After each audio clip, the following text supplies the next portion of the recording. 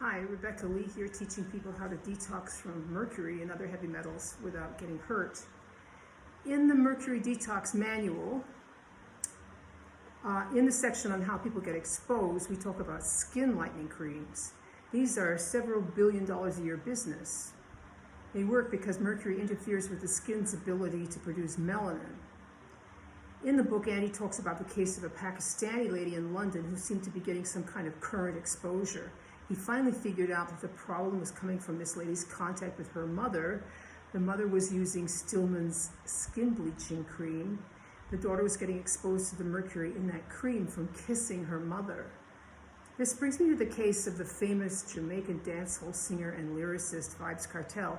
He sings quite a lot about his prick, which I find boring enough, but he also has done songs about bad mind, which is the worstest disease in Jamaica. I love these songs. They are brilliant. Bad mind is the evil eye, or envy, one of the 7 deadly sins. Ill will, an impediment for spiritual progress in the Buddhist tradition. A powerful force that you ignore at your peril. I don't know if it is that evil force that wound up putting Kartel in jail.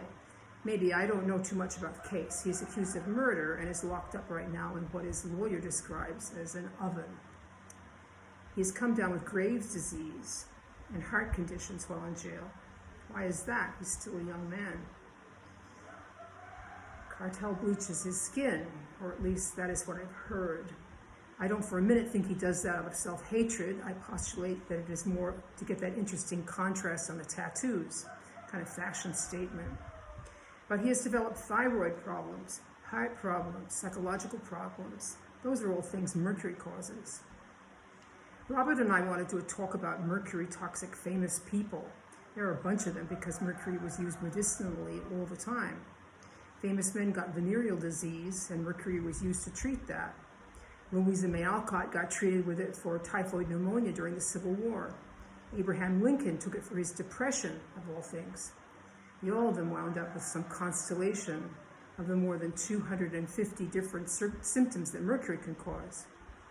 A medical person would not be inclined to put 2 and 2 together because the symptoms can be so diverse and vary so much from person to person. You know who else I think had mercury poisoning? Michael Jackson.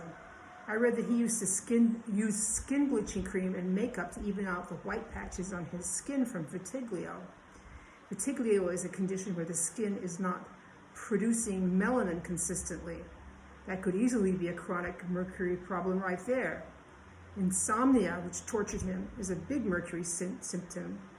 Being brilliant and really eccentric is very mercurial too. Michael Jackson is dead, but Kartel is not. I wish someone would tell him. We see a whole lot of autoimmunity in this business. We see a whole lot of thyroid problems, although hypothyroid is more common than hyper. Chronic mercury toxicity is not an uncommon problem. Cutler said that 30 to 50% of the population has it. It is everywhere. I see it everywhere in the States. I saw it in the old fishermen on the beach in Goa. I'm seeing it, alas, in the little kids here in Jamaica. It's easy to pick out if you have eyes to see it. A lot of these autoimmune diseases are not curable.